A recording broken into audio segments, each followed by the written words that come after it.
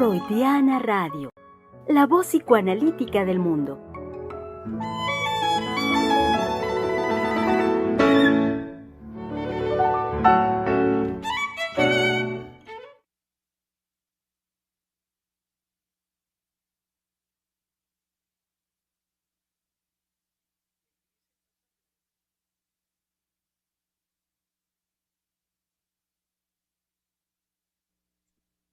¿Cómo están, querido público? Sean bienvenidos a este su espacio de la conversación, Freudiana Radio, la voz psicoanalítica del mundo, desde donde con muchísimo gusto los saludamos el día de hoy, lunes 22 de abril del año 2024. Reciban una muy cálida, calurosa también, porque qué calor hemos tenido aquí en la Ciudad de México. Calurosa bienvenida a este espacio de la conversación. Y retomando con muchísimo gusto el espacio en vivo para llevar a cabo la conversación, con muchísimo gusto. Además, con el particular, a partir del día de hoy, en esta semana, el hecho de que estamos ya muy próximos a celebrar con muchísimo gusto en nuestro país el Día del Niño. Y no exagero en decir muchísimo gusto. A mí me parece que México es un país con mucho amor, con mucho cariño hacia los niños.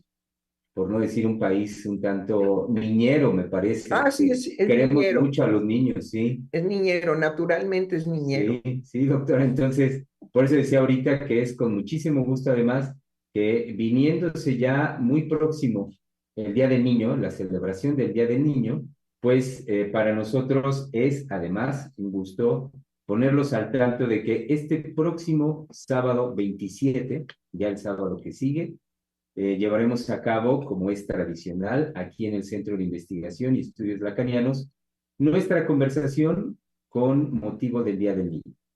Y que inclusive estuvimos pensando el título que le daríamos a la conversación que vamos a organizar, y sería El niño y el amor. Sí. Y el niño y el amor, porque aunque es verdad que el pueblo de México es niñero, no podemos negar el trabajo enorme que existe ahora para la realización amorosa de las mujeres con sus hijos, ¿sí? Porque se han convertido en mujeres productivas de dinero. Entonces, es una fuerza trabajadora en la actualidad que ya no se concibe esa imagen materna de la madre de 24 horas en su casa. Y era en su casa, porque inclusive para salir a pasear, paseaba si su esposo la sacaba. Si no, no. Si no, ella se quedaba en las cuatro paredes de su hogar, para decirlo así más clásico, atendiendo los fines de semana o de lunes a los fines de semana, ¿sí? Atendiendo siempre las necesidades, los requerimientos de un bienestar familiar, ¿sí? Entonces, en esa, digamos, en esa imagen, en ese ejercicio, en ese trabajo de casa, fue de donde se sacó a la mujer para que fuera a imponer su fuerza, sus criterios, sus ideas, sus conflictos, su necesidad amorosa, sus demandas, las fuera a poner en un ámbito que no le pertenecía, ¿sí? El ámbito de el trabajo como producción de dinero. Después se dijo que el trabajo doméstico, el trabajo de las madres, tenía que verse también con derechos laborales. Bueno, no se ha logrado. Nada más se dijo, por si las flies, ¿no? Por si las moscas. Entonces, consideramos que retomar la idea del niño y el amor tiene que ver con algo que nos llega a la clínica frecuentemente, a la clínica psicoanalítica, no a la clínica psicológica del conductismo, de la modificación de conducta, sino a la clínica psicoanalítica, que sería, digamos, de alguna manera conveniente, no sé, colegas, ¿cómo lo ven? Si podemos ahorita informarle al público que nos escucha la diferencia entre lo que es la clínica psicológica y lo que es la clínica psicoanalítica, que la diferencia es como el agua y el aceite, ¿sí? Y claro que no se combinan y no se contaminan la una con la otra. Bueno, pues de eso se trata. El niño actual y el amor actual. ¿De quiénes? Pues de las madres, de las madres. A ver, mi querido doctor Germán López Díaz, ¿usted qué cree que debemos de incluir a los padres, sí o no? Por supuesto que sí. Sí. A mí me parece que sí. Bueno, qué barbaridad. Por supuesto que sí. Dijo que por supuesto. A ver, queridas colegas, que en su mayoría ahorita son mujeres, ¿sí? ¿Ustedes creen que debemos de incluir al señor? Sí, claro que sí. Sí.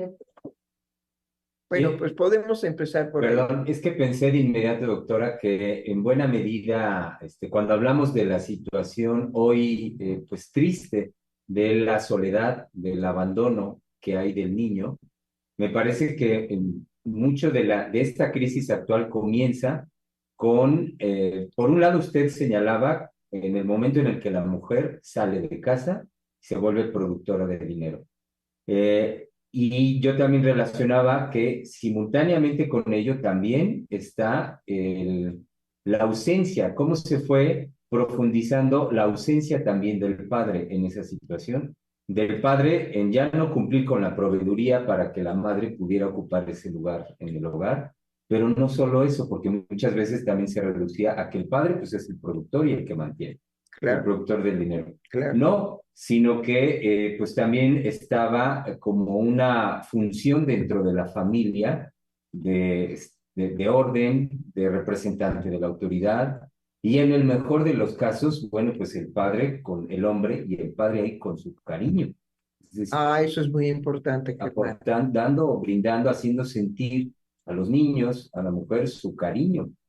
Creo que algo que se está definitivamente desarraigando en relación a la actualidad, y por supuesto estamos recibiendo las consecuencias de ese desarraigo, es que en la organización familiar, ¿sí? No está declarado como bien, como beneficio, sino simplemente se supone, pero no está declarado la importancia del amor del hombre a su esposa, madre de sus hijos, sino lo que está, digamos, vivenciado es que ahora son dos jefes de familia que mandan. Ujú. Una relación horizontal. Ay, Dios mío, bueno. No, qué bueno que saca usted esas ideas que desgraciadamente se adoptan y se adoptan como ideas benéficas y lo que producen son daños irreversibles. ¿Cuándo vimos el fracaso patente, el fracaso del conductismo? En la pandemia. En la pandemia. Ahí, cuando fuimos capaces de vivir el encierro obligatorio. Bueno, si no querían morir en 14 días, ¿sí? El encierro obligatorio y la no posibilidad amorosa, que ahora, bueno, se prohíbe pronunciar la palabra amorosa porque es machista. Ay, qué horror. Porque de veras parece vómito de rabia. Sí. Por eso hago esa voz, ¿sí? Porque para todo mal mezcal y para todo bien también. Entonces, hablar del amor y del amor, ¿cómo lo llaman? ¿Romántico? Romántico. Ay, bueno, la ignorancia es evidente. ¿Sí? El amor no es ni romántico, ni no romántico, no va por ahí. Por lo menos, en la salvaguarda que el psicoanálisis ha hecho de toda la investigación y de todas las creaciones y de toda la clínica como respaldo a nivel mundial, el amor en el psicoanálisis es así, simple. ¿Hay o no hay condiciones de amor? ¿Sí? Entonces, en la pandemia fracasó el conductismo. El TDA no se diga. Fracasó también porque el TDA tiene vigencia en la escuela, en la medida en que el niño se desplace a la escuela y los detectores maravillosos del TDA son los maestros. Ajá. Porque los padres no tienen la capacidad para detectar el TDA. ¿Sí? Ahora, la broma es que el creador del TDA lo dijo públicamente, es falso. Y siguen haciendo electroencefalogramas en donde no hay ninguna alteración, pero el niño sí tiene una alteración conductual que no puede tener respaldo ni fundamento biológico. Pero no importa, no importa. Los maestros, dueños del saber en todo, dicen, tiene TDA. Entonces ya ni siquiera con respeto a lo que quiere decir TDA, sino TDA. Bueno, yo sí puedo jugar con las palabras. Tiene T, o sea, es un T. DA. Así, completen la frase. Tiene un T que no puede tragar de A, de amor. Sí, tiene una enfermedad de carencia amorosa. Sí. Eso sí lo podemos decir los psicoanalistas. Entonces, el fracaso del conductismo fue la pandemia. A ver dónde estaba el conductismo ahí verdaderamente actuando para demostrar el exitazo, ¿sí?, del conductismo en cuanto a la relación familiar. Se mataban. Sí. Se mataban. Fue verdaderamente caótico y desesperante el no poder más que convivir con la gente que no soporto y que no quiero y que se llama mi familia. ¡Qué horror! ¿Dónde está el conductismo?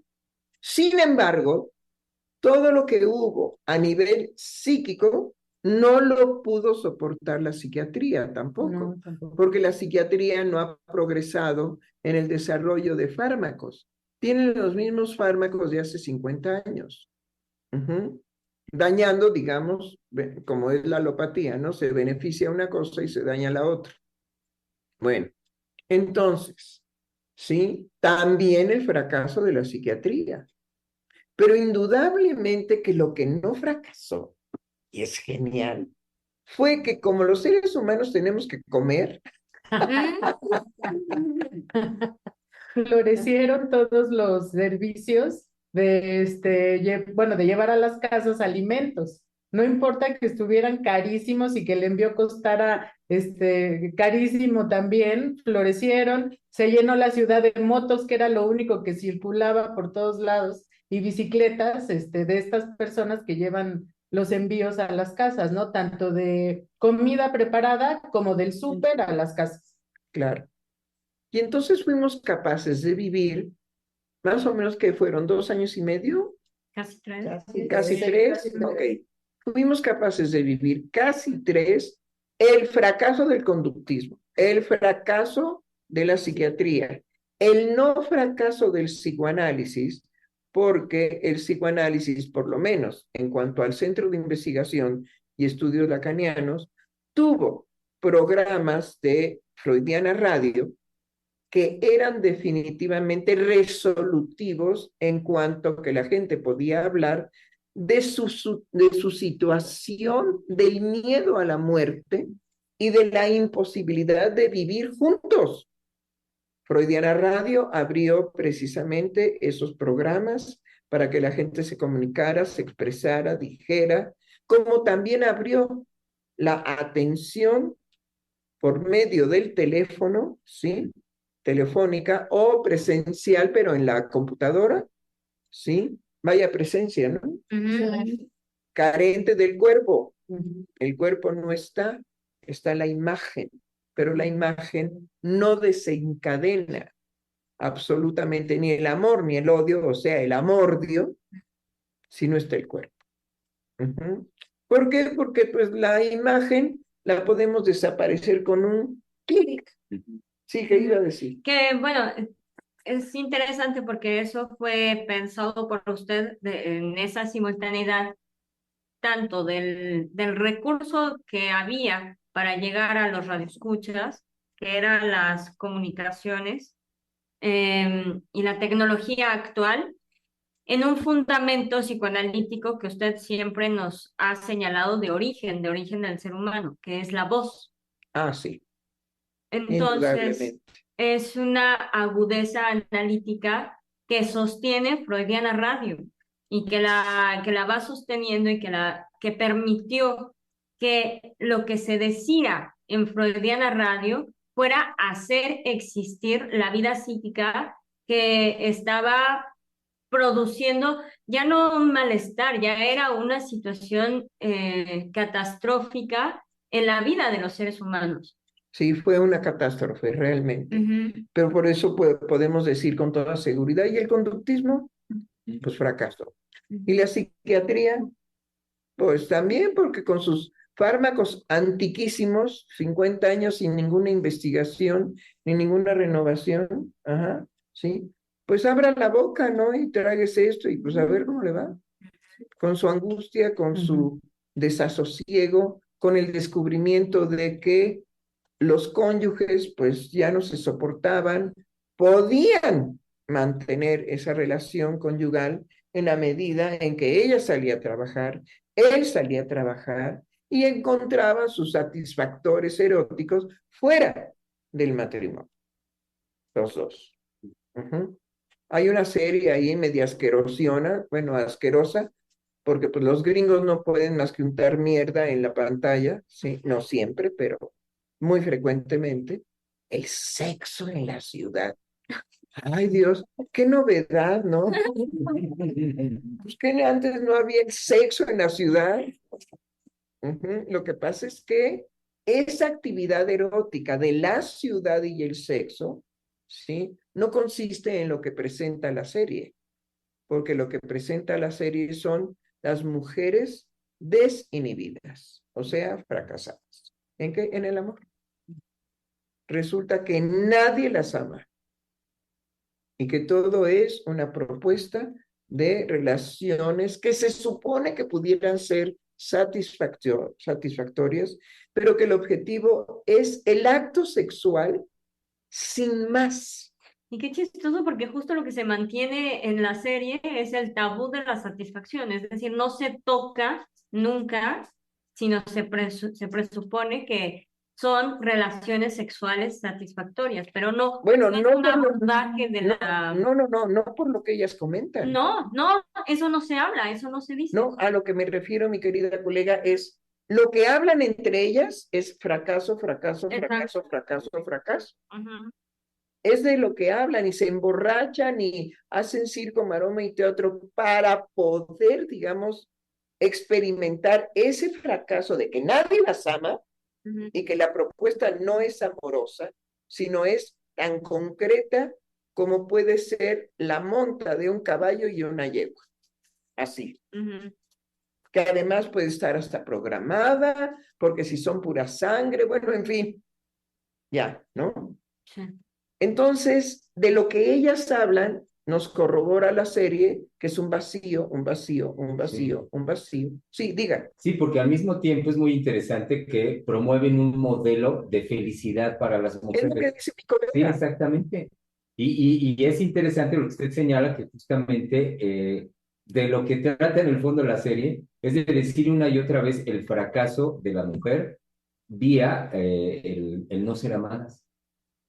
Exacto. Es decir, pero también el hombre se prostituye, se degenera, se verdaderamente decae en su hombría, en su masculinidad, en cuanto que pues tiene ahí para escoger, ¿no? Y tiene para escoger, ya no tiene que ir a un prostíbulo, simplemente tiene que buscar un encuentro en la ciudad. Entonces, el sexo en la ciudad es que a lo mejor en un poste donde, aquí en México hay muchos postes, no haya luz, pues ahí te pepeno, ¿no? El sexo en la ciudad. ¿Sí? Y hay una canción mexicana, a ver qué es lo que le pide él, que está llevando la serenata, al que prende la luz. ¿Qué le dice? Que apague. Al sereno le dice que apague la luz mientras pasa su hamaca. ¿Por qué? Bueno, pues porque había pudor, entonces en lo oscurito se podían abrazar, se podían besar, y no había quien chismorreara. Hasta ahora entiendo. ¿Por qué que apagar? Pues porque había un pudor para inclusive el encuentro. Yo me imaginé una metáfora de como lo que iluminaba todo era ella, entonces había que apagar. La luz para que resplandeciera. Para que sea su luz lo que... No, había un pudor. Había un pudor para poder, digamos, abrazarla, para poder besarse. A veces nada más ni siquiera era un beso, sino era rozar los labios. ¿Sí? Entonces se apagaba la luz. Bueno, se le pedía al sereno que apagara los faroles mientras pasaba, es decir, mientras acontecía el evento. ¿Sí? Ahora, bueno, pues no, creo que la serie es muy clara en decir, se trata de encuentros sexuales de todo tipo, de todos colores, sabores, ¿sí? Y de lo que se le puede decir ahora a la mujer. Tenemos en clínica muchos casos, y nos sorprende que sean tantos los casos, en donde las chicas jóvenes llegan y dicen, bueno, el hombre que me está pretendiendo, que está, digamos, interesado en establecer una relación conmigo, me dice que él tiene relaciones con hombres y con mujeres, y que no me quiere engañar, que me lo quiere decir abiertamente. Si es muy afortunado el decir del hombre, es encontrar la respuesta de, pues somos iguales. Yo también tengo relaciones con mujeres y con hombres a la vez. Pero lo raro es que esta propuesta no se lleva a cabo de esa manera. El hombre no busca mujeres que tengan relaciones sexuales con mujeres y relaciones sexuales con hombres, sino buscan mujeres que tengan la expectativa de una relación heterosexual. Y es cuando encuentran el gusto, la satisfacción de irle a proponer, bueno, yo soy ambidiestro. Tengo mano derecha y mano izquierda. ¿Sí? Entonces tú dices, fuera. Bueno, todo esto es lo que definitivamente en la maternidad, ¿cómo se transmite al hijo?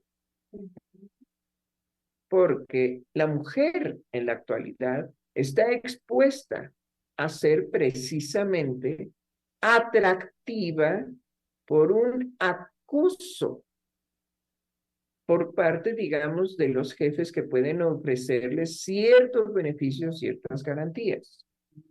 Sabemos que el acoso se ha desviado a que las mujeres enrabiadas, ¿sí?, acusan ahora al hombre que tranquilamente le puede decir así al paso en la oficina, qué guapa, qué guapa vienes hoy. ¡Ah! Acoso. Me está acosando. Bueno, a ese nivel de locura estamos llegando, porque eso ya es una locura en las mujeres. No, creo que son estas características que nos llaman la atención de cómo los ambidiestros buscan mujeres que no lo sean, para irles a proponer que ellas van a tener que soportar que a él le guste estar con hombres y le guste estar con mujeres. Pero no escogen a una ambidiestra también, no, nada más a una que tenga una sola mano, que sea manca. Bueno, creo que hemos entrado de lleno a todo lo que nuestros hijos están viviendo en la actualidad. El niño y el amor, ¿sí? Y hemos descubierto, por ejemplo, que cuando se trata en los 23 tomos de la obra freudiana del niño, lo que se recorre en esos 23 tomos es la sexualidad infantil. Por eso creo que el programa va bien en cuanto a escoger la sexualidad y el amor. ¿En quiénes? En las mujeres. Porque bueno, el amor se ha condensado en que lo tiene que proporcionar la madre. Le guste o no le guste, a ella le cayó el chagüistle, ¿sí? El padre puede amar a sus hijos o no, pero lo que no puede el padre, y eso por ley, dejar de participar económicamente en el bienestar de sus hijos y de la madre, aunque ella trabaje. Y se hacen, digamos, modificaciones en la ley en cuanto a que si ella gana más que el esposo, no tiene derecho a ser tomada en cuenta en la pensión que el padre puede dar para sus hijos. Ya puede desligarse de darle algo a ella, ya no. Si se demuestra que ella es una trabajadora eficiente y que inclusive gana más que el marido. A lo mejor gana una diferencia de 1,000 pesos. Ah, no importa. La ley es la ley. Usted gana 100 pesos más que su esposo, usted ya no tiene derecho, ¿sí?, a que el esposo le dé también una pensión, ¿sí?, le proporcione un beneficio. Bueno, pues tienen la palabra mis colegas. ¿O nos quiere presentar para seguir el ritual? Ah, pues sí, claro que sí, doctor. Ahorita, me da risa porque ahorita que me lo dijo así de inmediato tuve un vacío, dije, ¿cuál ritual? Sí, por como era antes, sí tienes razón, hacer el ritual y decir que, bueno, en mesa redonda, los miembros del Centro de Investigación y Estudios Lacanianos, encabezados por nuestra querida directora del centro, la doctora Silvia Heiser, pues estamos aquí, varios de los miembros del Centro de Investigación, Ivette Peval, Lourdes Sarmiento, Ingrid Nissen, Gabriela Dartis, Patricia Aguilar, Valeria Reyes, Giselle Mendoza, en los controles y también en micrófono, nuestra querida Mayra González y Germán López Díaz, que es mi... Así es, somos los que estamos. Ya nos nombró el doctor, que es parte del ritual, pero cuán preocupados no estaremos por el niño y el amor, que entramos de lleno. Sí. Entramos de lleno. Y tomé nuevamente esta serie porque está nuevamente en Netflix. Sí, la promueven de cuando en cuando, la promueven y la promueven y la promueven. Y la han hecho como sobre todo cierto, creo que al personaje principal como un símbolo de mujer exitosa, de mujer que frente a la adversidad ahí va caminando, con estilo, con tacones y con Sí, pero todo su fracaso a cuestas, como sola Ujú. y sin amor. Entonces, bueno, como hay discursos que tenemos que tomar en consideración, hablar del amor está prohibido. Bueno, pero saben que todo lo prohibido es lo que se vuelve más sabroso y más atractivo. Entonces, muchas gracias por esos discursos. Hay que darle las gracias, ¿sí? Para que venga, digamos, esa devaluación a todo ser joven, porque eso está dirigido a los jóvenes, a todo ser joven que se sienta conflictuado desde los 8, 9, 10, 11, 12, 13, 14, 15, 16, 17 y 18 años, conflictuado por el amor. Nosotros te vamos a liberar de semejante moncel, ¿sí? Hay una frase muy bella que nos incita, ama y haz lo que quieras. Y aquí la frase para los jóvenes es, coge y haz lo que quieras. No ames. ¿Por qué? Porque ese amor ya es charrasqueado, ya no sirve, ya se tiró a la basura, sirvió, Caduco. ya quedó caduco, ya está muerto. Sin embargo, en la pandemia apareció de una manera brutal, brutal. Había un enorme duelo y tristeza de no poder acompañar en la muerte a ese miembro de la familia enfermo de COVID que se tenía que entregar a manos de los médicos del hospital y que inclusive el cadáver era un peligro entregarlo. Entonces fue una experiencia verdaderamente desastrosa el que ni siquiera tenían los miembros que quisieran a esa persona que moría por COVID, ¿sí? De su familia, ni siquiera tenían la posibilidad de hacer el ritual del duelo.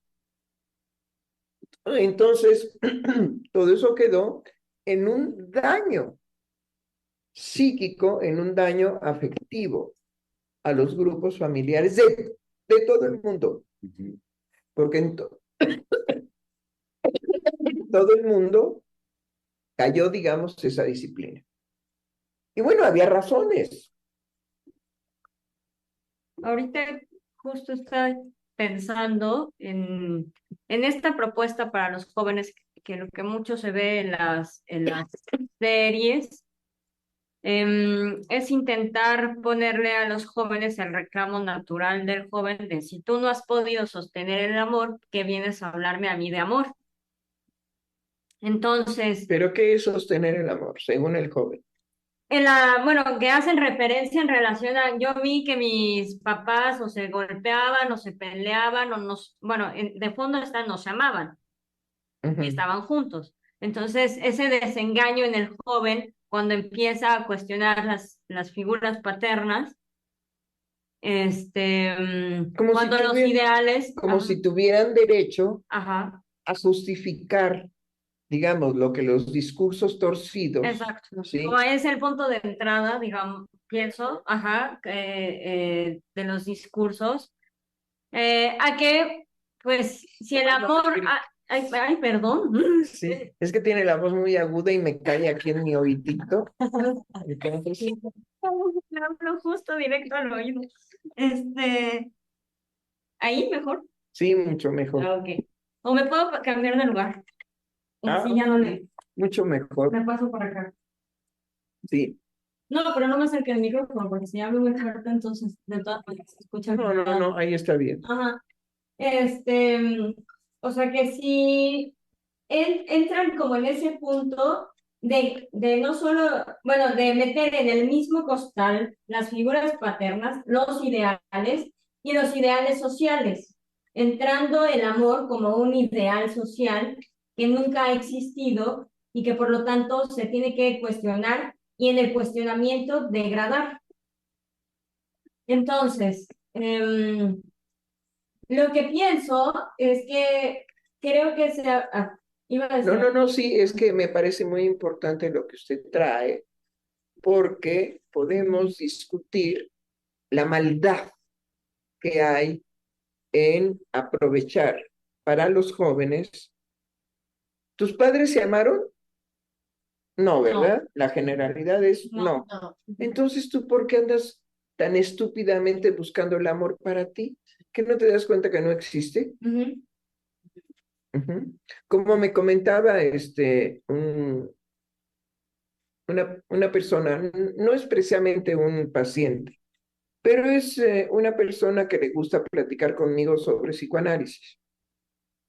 Y entonces me decía lo siguiente, ¿no? ¿Sí? ¿Por qué se insiste en el caso del psicoanálisis hablar del amor? Si es más que evidente que nunca ha existido. ¿Por qué el discurso psicoanalítico lo hace existir? Digo, a ver, pongámonos de acuerdo, ¿sí? La ética del psicoanálisis es hablar de lo que los seres humanos van y le dicen al analista. El analista es verdaderamente un vacío y se llena de información de acuerdo a su clínica. Sí. Por eso el psicoanálisis verdadero es clínica, no teoría. No teoría que se va a aplicar como en el caso, digamos, de todas las psicoterapias, ¿sí? Que tienen su técnica. Sí. Entonces, el psicoanálisis nace por el decir de los analizantes de Freud, ¿sí? Que no iban a analizarse. Era un médico que podía ayudar a resolver los conflictos, en ese sentido, emocionales, psíquicos. Así nace el psicoanálisis. Claro, Freud era un neurólogo y lo podían consultar en cuanto a la desaveniencia, ¿sí? Del estado anímico, del estado nervioso del paciente, ¿no? ¿Sí? Pero es en ese decir de los analizantes en donde el psicoanalista dice, bueno, ¿cómo quieres que si eso es lo que es el psicoanálisis, el decir de nuestros analizantes, y van y se quejan, y van y dicen que sufren, que la pasan muy mal porque nadie los ama? Y tú dices, bueno, ¿por qué si el fracaso amoroso a nivel terráqueo, no toda la tierra, ¿sí? Ha fracasado? ¿Por qué los psicoanalistas siguen hablando del amor? No somos nosotros los que seguimos hablando del amor. Es oír el dolor, el sufrimiento, la queja, la desaveniencia, el destrozadero de vidas por una carencia vital para el ser humano. Ser amado. Hay que ver lo que un bebé que no puede decir, un bebé recién nacido, puede padecer cuando con su llanto, que es un llamado a que alguien vea por él, no hay nadie, no hay nada. Entonces llora, se cansa, duerme, vuelve a tener la experiencia del rompimiento homeostático, vuelve a llorar y no hay respuesta, y vuelve a llorar y no hay respuesta, y vuelve a llorar y no hay respuesta, y vuelve a llorar y no hay respuesta. Síganle a coro. Y vuelve a llorar y no hay respuesta. Y vuelve a llorar y no hay respuesta. Bueno, si los radioescuchas ahorita no sienten lo que les estamos transmitiendo, pues entonces son debidamente inaccesibles a la experiencia de un ser humano que desde que nace espera que haya un otro que lo acoja. Entonces, puede ser acogido por una institución de la manera más, digamos, práctica, ¿cómo se puede decir? Conductual y sin amor. El bebé saldrá adelante orgánicamente, pero no psíquicamente. Entonces, el amor es una cualidad, una propiedad de la especie. Ahí vemos a la ballena no cuidando a su ballenato, y ahí vemos a la jirafa también, y en fin, a todos los que son mamíferos. Las únicas especies que ponen huevos y que luego abandonan, ¿sí? a sus crías, son los que están más cercanos a no ser mamíferos y no reptiles. Pero hay aves que se pueden morir en la experiencia de alimentar a sus crías, ¿sí o no? Sí.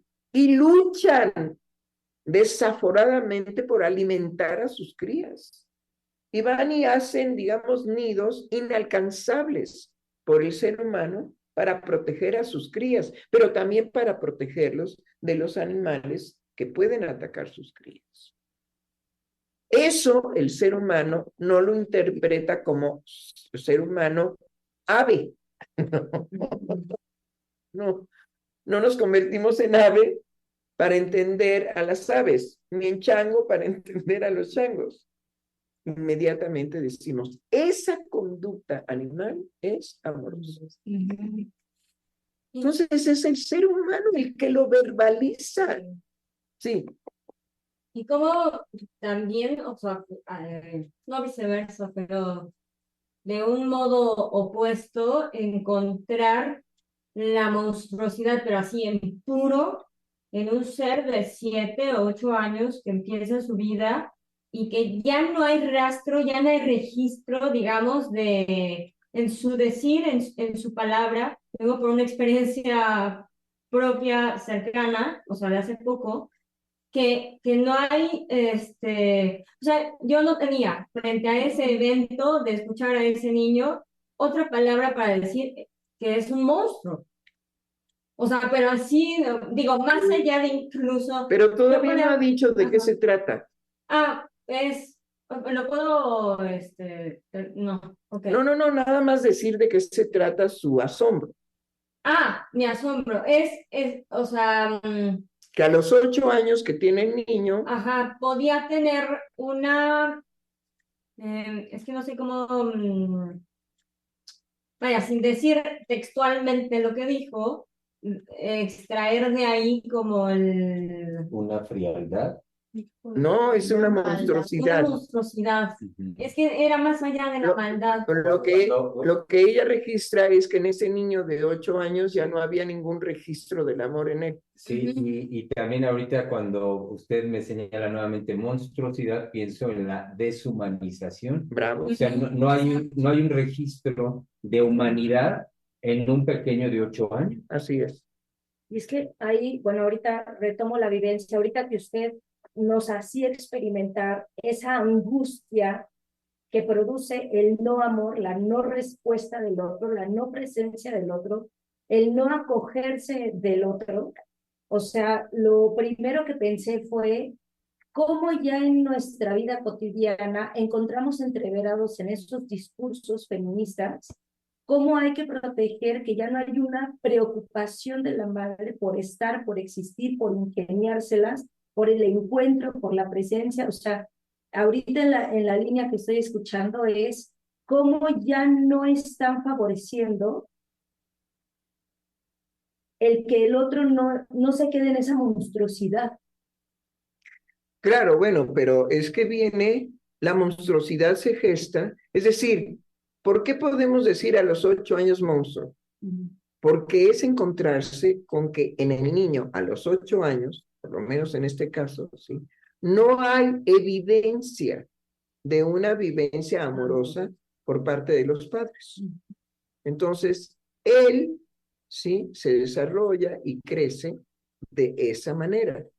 Pero sabemos que el origen son los padres. ¿Sí? Entonces, muy probablemente el niño llamó, hizo un llamado, manifestó conductas alteradas, qué sé yo, todo lo que un niño puede hacer. Y no hubo nunca una respuesta amorosa, ni de la madre ni del padre. Hasta que él entonces, para supervivencia, para sobrevivir, desarrolla en él una absoluta carencia de amor hacia el otro. Eso es un monstruo. Ninguna, pero ninguna, cero. ¿Qué iba a decir? Ahorita con esto estuve pensando en que dije, claro, ya, o sea, como entendí la importancia y la trascendencia de que en una conversación, bueno, psicoanalítica, de lo que vamos a tratar y de lo que usted también ahí nos dijo muy claramente. Entonces va a ser el niño y el amor, porque entendí que hay conductas en los niños que pueden estar muy bien identificadas precisamente por otras psicoterapias, ¿no? Que se pueden ver que ya tienen un nombre, ¿no? Fracaso escolar o el TDA o problemas de lenguaje, pero que en sí, en el psicoanálisis, la importancia, digamos, o la trascendencia es que lo primero que se requiere para que no haya o no haya este tipo de manifestaciones es el amor. O sea, el desarrollo de esa posibilidad amorosa, primero que nada que venga de los padres o bueno, de la madre, porque eso creo que sí también es fundamental. Porque yo me acuerdo que cuando usted nos preguntaba, ¿qué quieren, qué es lo que ustedes piensan que es tratar, ¿no? Sobre el niño, como que pueden haber todas estas manifestaciones conductuales, pero que lo que está de raíz es el amor o la carencia amorosa y que eso da por resultado otras cosas. Pues da resultado precisamente toda la patología que los niños ahora presentan.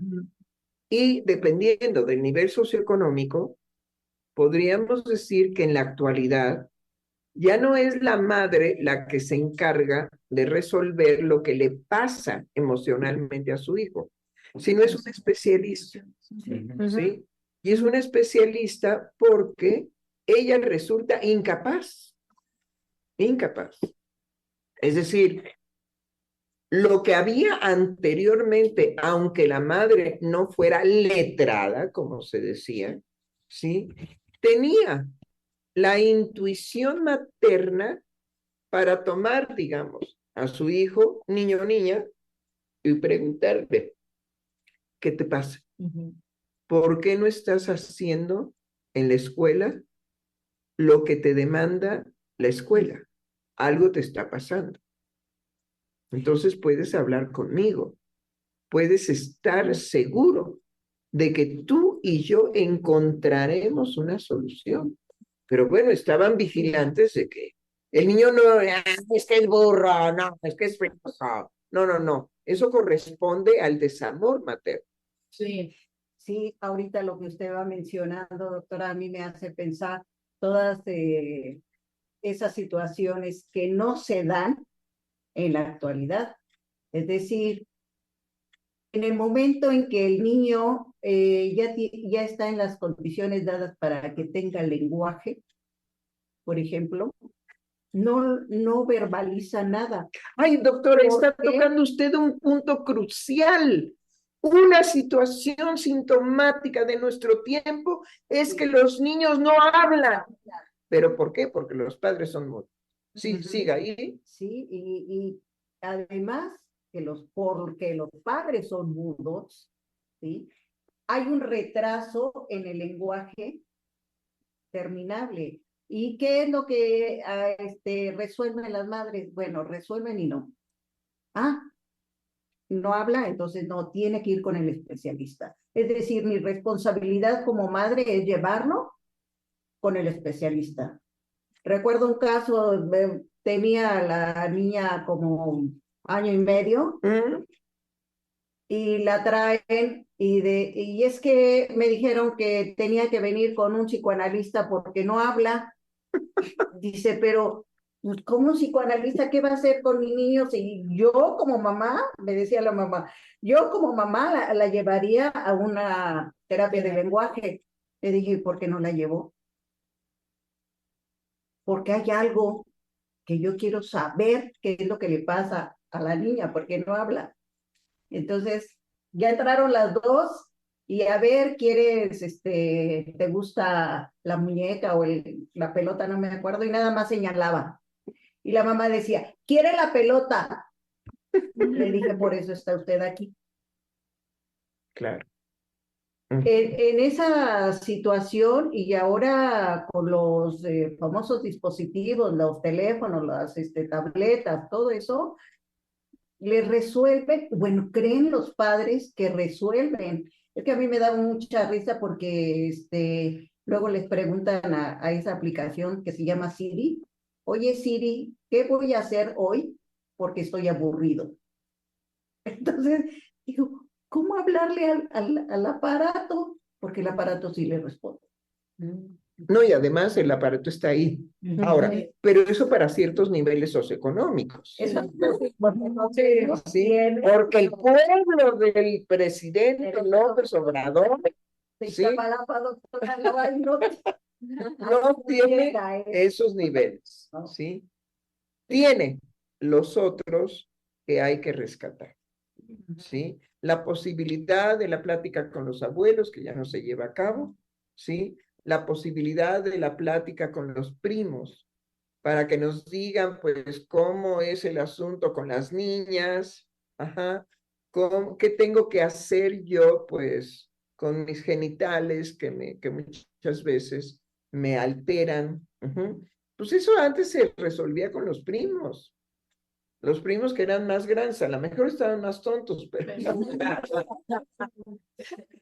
casi era, aunque fuera azaroso, casi era seguro que los primos podían hasta llevar las revistas pornográficas, qué sé yo.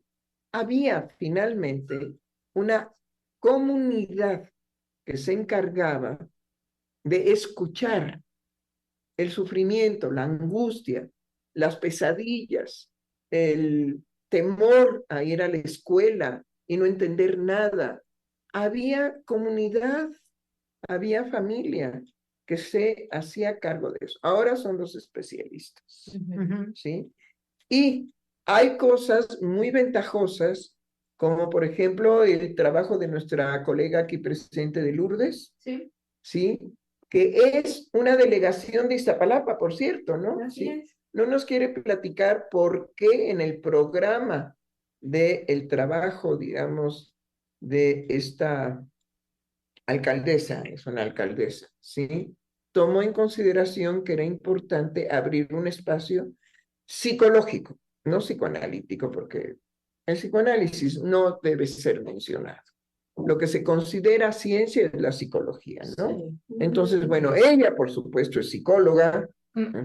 Bueno, no tanto ciencia, doctor, es una disciplina científica, pero no está considerada una ciencia. Ahora, la psicología es tomada en cuenta por el Estado, sobre todo la psicología conductual, que es nombrada cognitivo-conductual, porque todos los programas de formación de psicólogos lo que favorecen es un objetivo principal del Estado, que es hacer que las personas produzcan de acuerdo al Estado por medio del trabajo y por medio de todo lo que una persona puede ofrecer socialmente para mantener estable a la sociedad. Claro. Entonces, es un instrumento de regulación. Entonces, es por eso que la psicología es tomada en cuenta, pero no es una ciencia digamos, en cumplir con lo que una ciencia tiene que cumplir, solamente es tomada como disciplina científica. ¿Como disciplina y el psicoanálisis? No, el psicoanálisis está en otro lugar. No, pero ¿cómo es tomado por el Estado? No, ni siquiera es tomado en cuenta. Sí, no. Sí, No es funcional.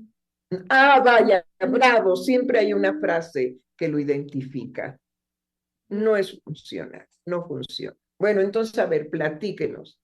¿Cómo se ha sentido usted precisamente de poder tener esa oportunidad de que la alcaldesa, en las alcaldías, no sé si es obligación para todas las alcaldías, eso lo desconozco, pero en esta, por lo menos, la alcaldesa dijo, hay un puesto para una psicóloga que venga a atender la problemática de la violencia, del alcoholismo, de la soledad.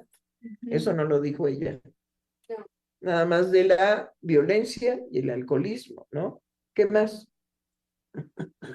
El robo. Sí, el robo, sí, surge por esa problemática social que se estaba descontrolando, ya estaba saliéndose de la capacidad de atender y pues sí, surge para dar ese espacio de escucha y de contención, pero también además de la atención a usuarios de sustancias psicoactivas, porque así se les llama. Usuarios de sustancias psicoactivas y sus familias. En lugar de Pedro.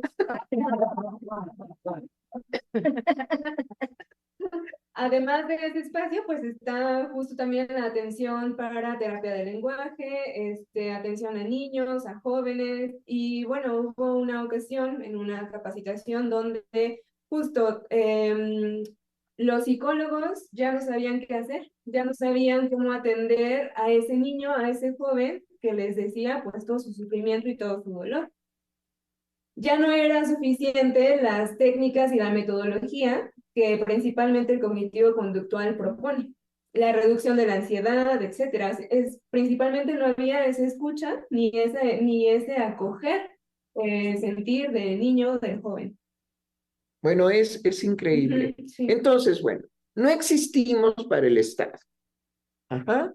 Pero la fortuna es que los psicólogos que están formados como psicoanalistas, ¿sí?, entienden muy bien su quehacer en cuanto que sin faltar a las reglas del Estado, ellos sí tienen cómo, sí pueden, qué hacer. Ellos tienen la posibilidad porque saben qué hacer con los niños en esas circunstancias. Fíjense los términos que utilizó nuestra colega ahorita. No saben acoger al niño. Las técnicas fallan. ¿Sí?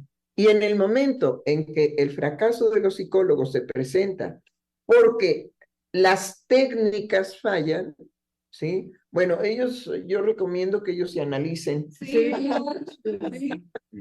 Porque por lo menos en una experiencia propia del psicólogo, si va a análisis, él vivencialmente hace una aprehensión de la experiencia analítica y la va a aplicar vivencialmente sin ninguna técnica. Porque el psicoanálisis no tiene técnicas, simplemente escucha y crea. ¿Sí? Cualquier psicoanalista, por más de Xochimilco que sea, por más fachudo, así el más facha, ¿no? Por más bajón que sea, ajá, un psicoanalista tiene la posibilidad de la escucha y la posibilidad de la creación. Sí, porque no Entonces, hay un sometimiento. No hay un sometimiento ni a las técnicas, ni ahora a ese recurso que tienen los psicólogos de enviar directamente al psiquiatra a cualquier problemática que no sepan cómo resolver, ¿no? Entonces, pero es que el psiquiatra tampoco sabe cómo resolverla. Exacto. Simplemente obstruye otra vez la manifestación conductual.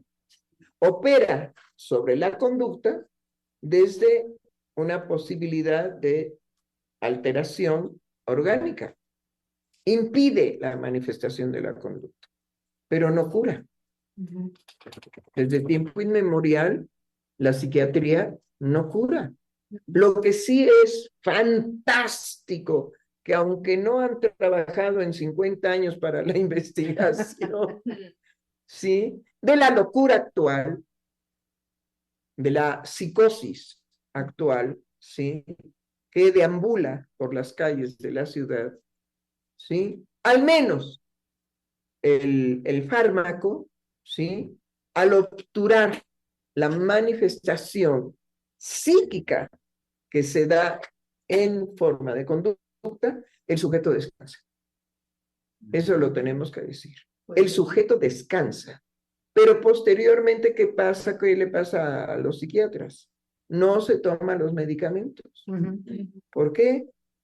Porque llega un momento en que es una falta de respeto al sufrimiento de la persona. El sufriente es un ser lo suficientemente sensible y exquisito para decir gracias a las primeras pastillas, pero no de por vida. Porque entonces quiere decir que yo no soy dueño de mí mismo, sino es el fármaco el que me controla. Sí. Esto me permite asociar lo que señalaba hace un momento en el programa en relación a lo evidente que fue para nosotros el fracaso de la psicología y la psiquiatría pandemia, y tiene que ver justo con que están encaminados a un momento y a un resultado como meta, pero ¿qué pasa con aquellos estímulos que mantienen una vigencia como la alteración que nos produjo la pandemia por, ahorita lo podemos nombrar 2 años y medio, casi 3, pero el Estado tenía que estarnos diciendo, solo 40 días, bueno, ya medio año, bueno, el siguiente mes, bueno, ahora el semáforo de color blanco, rojo, negro, azul, todo. Entonces tenían que estar creando una temporalidad. Ay, bravo, bravo, bravo por eso. Ajá. ¿Sí? Y es justo en donde el psicoanalista no fracasa.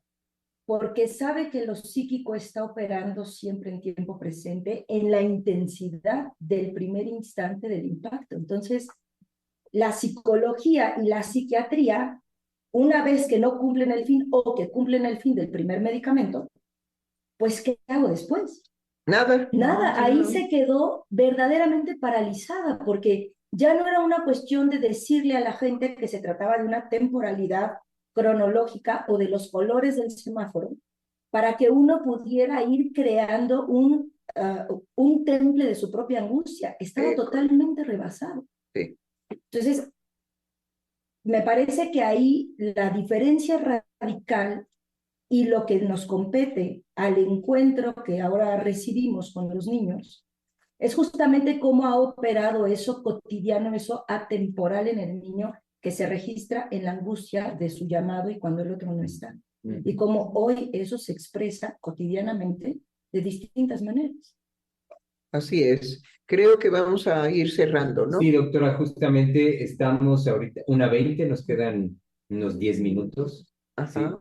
Para ir cerrando, efectivamente. Y con esto que decía Gaby, doctora, cómo, bueno, y partiendo de que usted nos los planteaba hace un momento con el ejemplo, con la representación de cómo el niño llora y no lo escuchan, llora y no lo escuchan.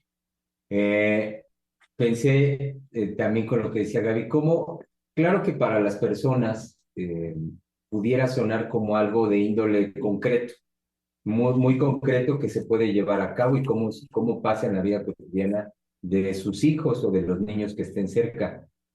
Pero lo que señalaba ahorita Gaby, en la atemporalidad de la vida psíquica, no se trata de algo a registrar en lo concreto de la conducta de los niños hoy en día, sino que eso que usted nos transmite está hoy, por supuesto, en los niños, pero no solo. O sea, podríamos decir que es parte de la dinámica psíquica en los seres humanos. Es decir, cómo esa demanda de la escucha, que en el fondo es la demanda de amor. Es la demanda de amor. Sí, es sin tiempo, es vigente en una permanencia de la vida de los seres humanos. En el ejemplo de nuestra colega Gabriela, sí, hay una cosa que a mí me parece importante subrayar, ¿sí? El buen comportamiento del Estado en cuanto a recibir la escucha, y había una promesa. Recibía la escucha y había una promesa, pero no era la característica de los estados anteriores, No, claro. de los gobiernos anteriores. No. Y hay que subrayarlo, aunque algunos radioescuchas nos han dicho con toda sinceridad, yo he dejado de escuchar sus programas porque ustedes van a favor de AMLO, ¿sí?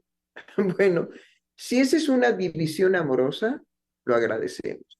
Pero si es una decisión vengativa, baja, ruin, narcisista y estúpida, es decir, sin conocimiento. Porque bueno, le han escarbado a este hombre, ya sacaron que sus hijos eran pirujos.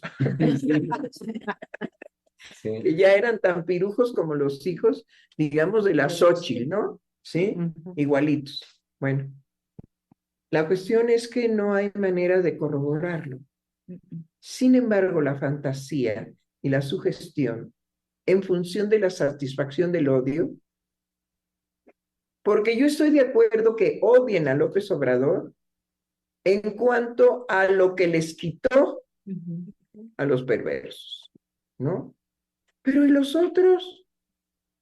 Que no les pasó absolutamente nada, sino que creció, digamos, el beneficio.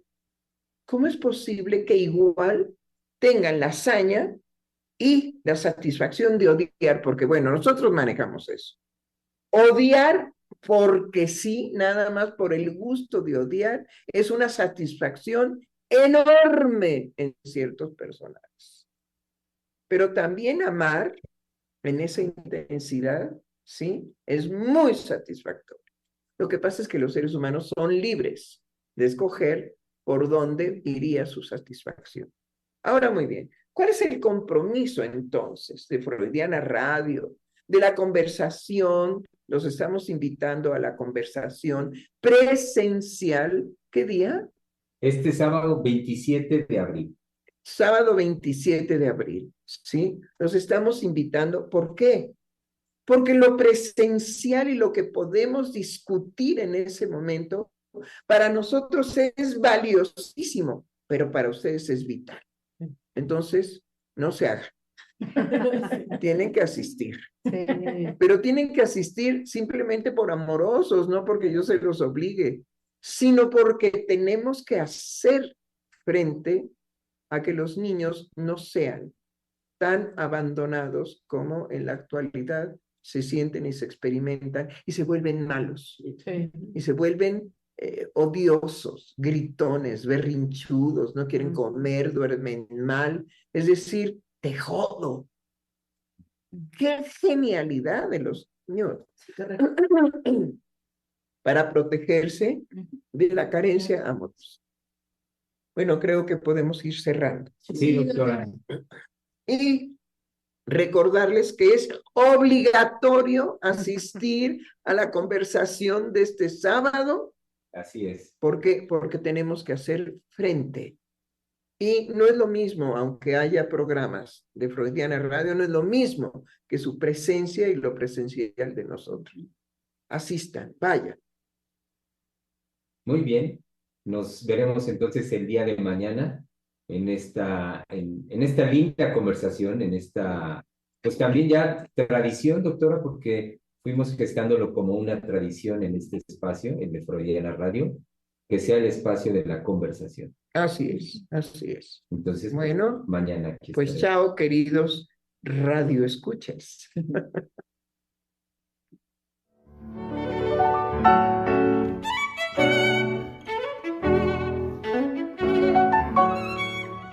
Freudiana Radio, la voz psicoanalítica del mundo.